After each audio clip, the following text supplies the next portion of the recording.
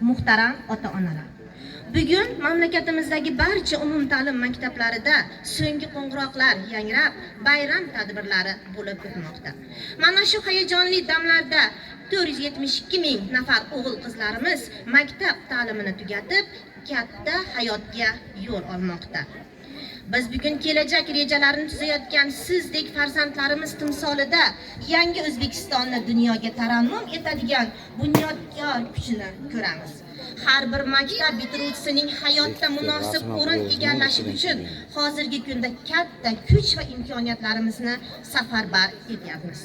Albatta bugungi bitiruvchi ertangi muhandis, shifokor, olim, shoir va adib, tadbirkor degani.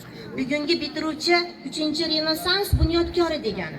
Sizlar yangi O'zbekistonning eng katta ishonchi va tayanchisiz.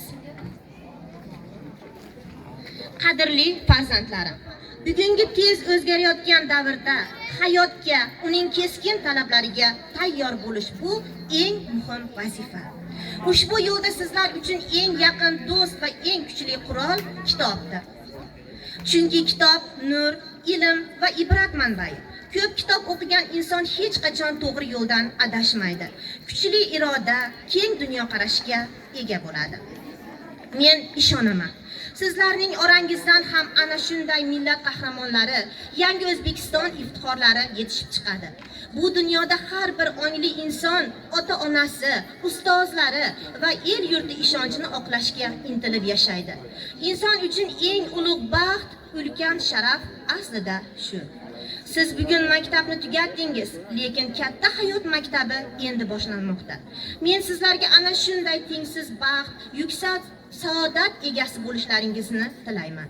Oldingizga katta maqsadlar qo'yishdan hech qachon qo'rqmang. O'zingizga ishonib, hamisha olg'a boring. Doimo o'zgarishlar, islohotlar ruhi bilan yashaydigan avlod bo'ling. Shu yo'ldagi ilk qadamlaringiz qutlug' va barakali bo'lsin. Barchangizga baxt va omad hamisha yor bo'lsin. Aziz farzandlarim, O'zbekiston Respublikasi Prezidenti Shavkat Miromonovich Mirziyoyev. Hurmatli